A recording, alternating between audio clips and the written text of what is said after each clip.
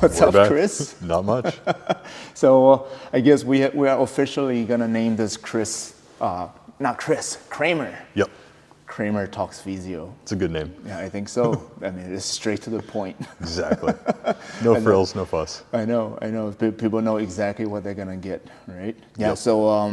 So as mentioned last time, we're gonna start getting into more details on specific topics that's pertaining to injury management, injury prevention. Exactly. All that good stuff, right? So what would be a good place to start?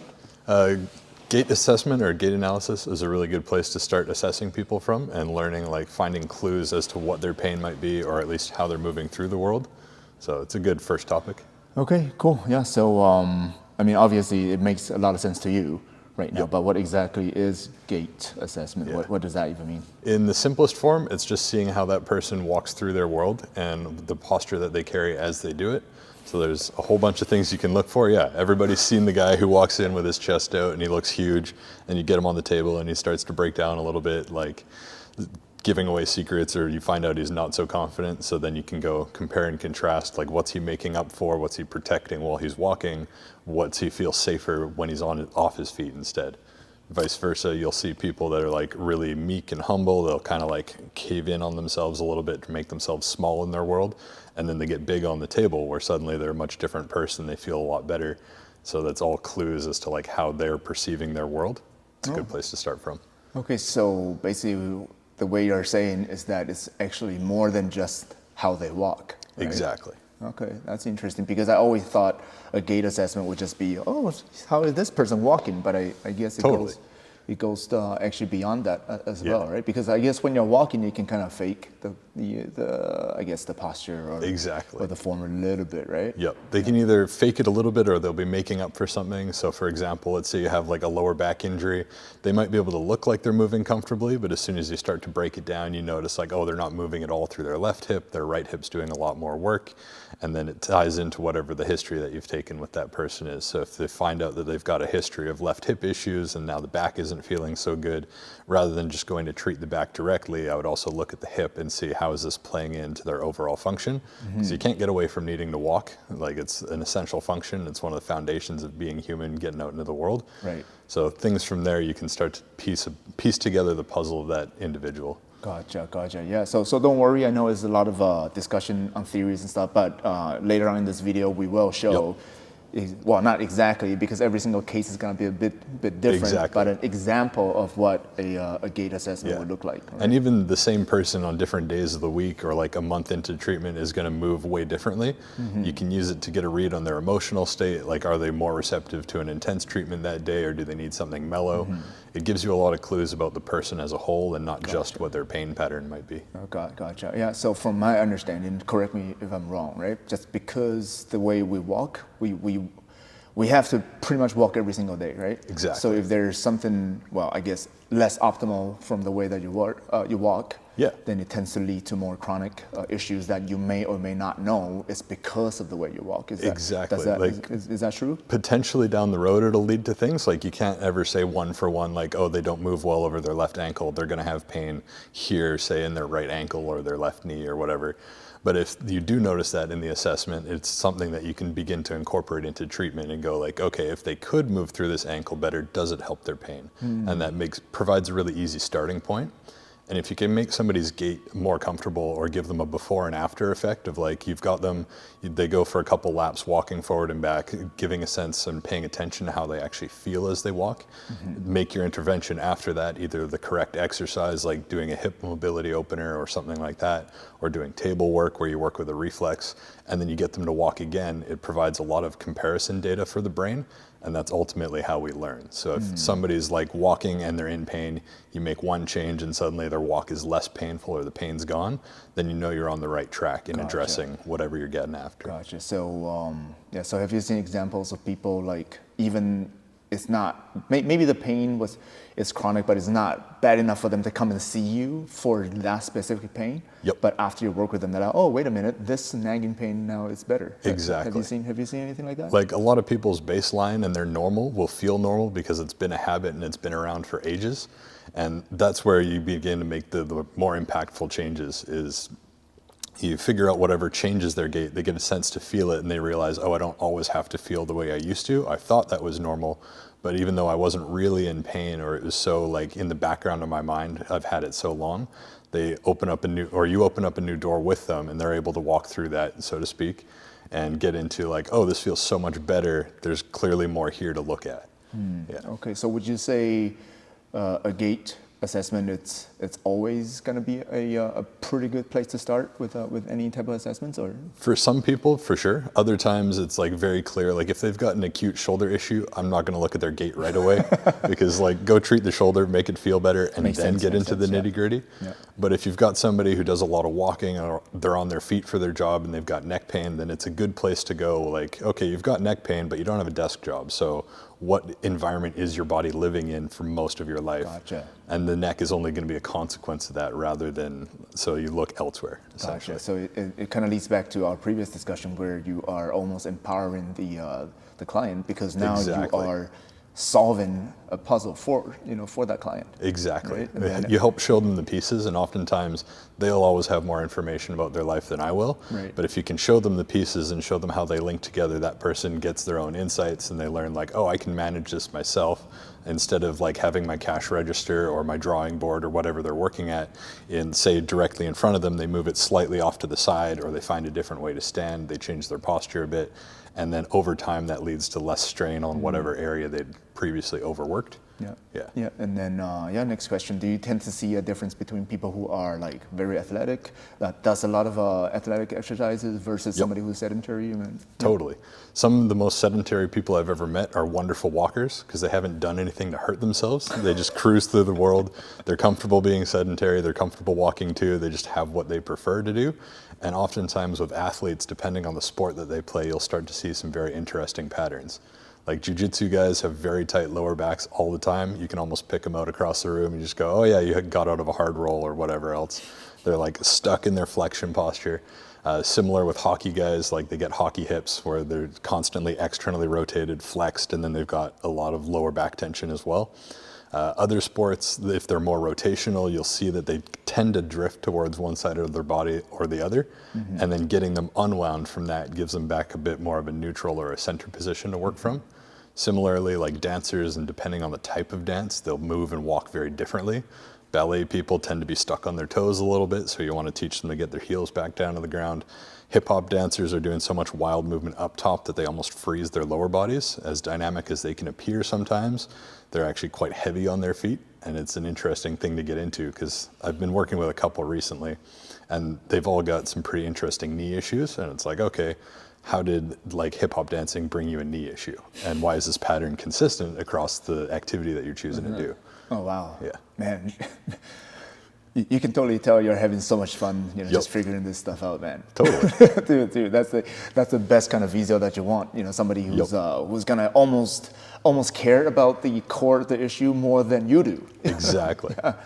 Nice. So, because I'm a jiu-jitsu guy, so it's kind of interesting. So, are you able to kind of look at a jiu-jitsu person and then figure out his game, like, oh, he actually likes taking takedowns more because of this and that. Yeah. He always pulls guard because of this and that. Almost, actually. Once I get to know somebody and I start working with them and assessing, I'll like try and guess a little bit, and then I'll confirm it with them whether I'm right or wrong. But every now and again, I'll find guys who are very much guard players, and they're like, yeah, I've just always done it that way. I feel stronger in that position. And I'm like, sweet, I know exactly what I would go to address with you. You just feel safer on your back. So what are you guarding on your back that wants to be on the ground, instead of, say, like vulnerable from behind if you were like approaching somebody from top position? Yeah. So like it's never a one-for-one. People will always surprise you. But the clue is when they line themselves up and you ask the right questions, you start to put together the puzzle pretty quickly. All right, cool, man. I'm excited for this. So yeah, that's enough talking. And then let's get into the assessment and see what that looks like. For sure. All right.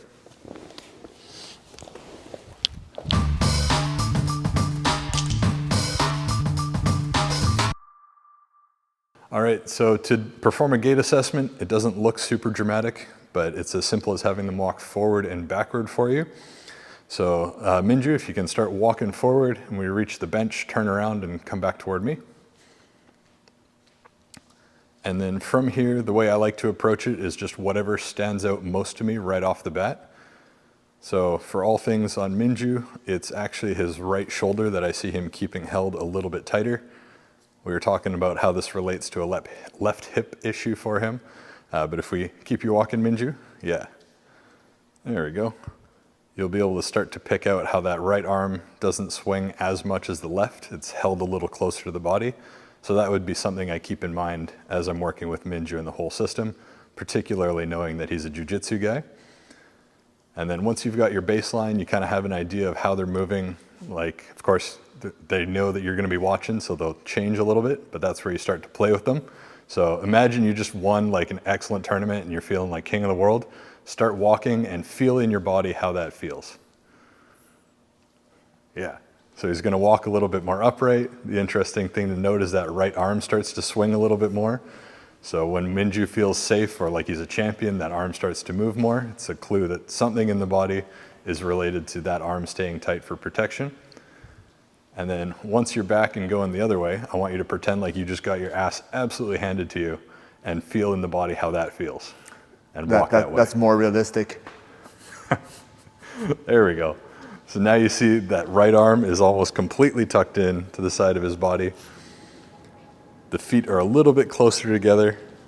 Spends maybe a little bit more time on his right foot than his left. And the head is down, the body's coming forward. It's trying to keep itself out of the world rather than open up to it. And if I had had a conversation in more depth, I would be able to tie these clues into Minju's injury history or what he's been up to recently, how he's been using his body. But for now, we've got good data that the biggest thing that jumped out in a gait assessment, where you might be thinking feet or hips, I'd actually be looking at his right arm, because that tells me a lot about reciprocal gait and how he's managing to balance. And that's about it.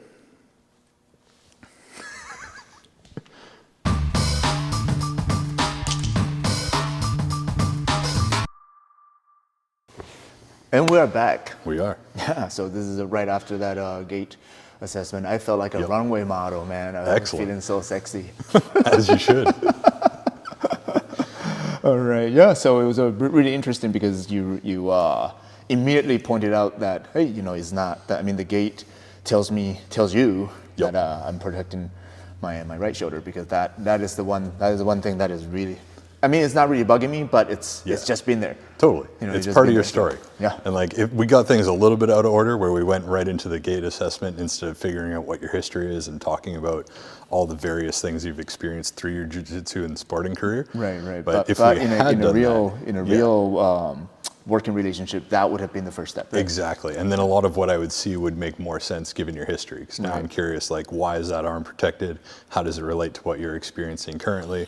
And then from there, we develop like ways to make like a good intervention is either like try and exercise, see if that arm feels safer swinging again, or try some table assessment, see if it's related to how you're loading your left leg or your right leg, that sort of thing. Gotcha. Yeah, because that is the exactly my question, right? So after you've done the gait, is it typically done in the same session, like after? Because it doesn't take that long, right? No, it's like once you know the person and they know the protocol, it's like a 10-second walk. You get a snapshot of how they're feeling. You make sure that they're feeling what they're feeling, and it's not just what I'm seeing.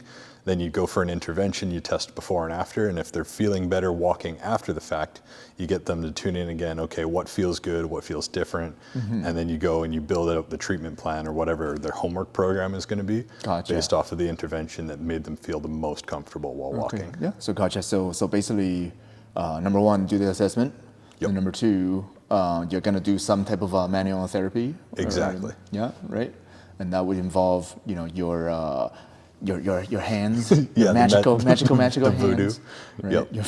It's all a way to provide information to the body. Right. So it just happens to be through my hands, but you can do it like you can have the person do it for themselves, and that becomes a lot more easy for them to manage. Yeah, because I have worked with Chris before, so I know that I love how he actually teaches you, like, hey, you know, you need to, the stuff I'm doing to you, you definitely can do that on your own as well. Exactly.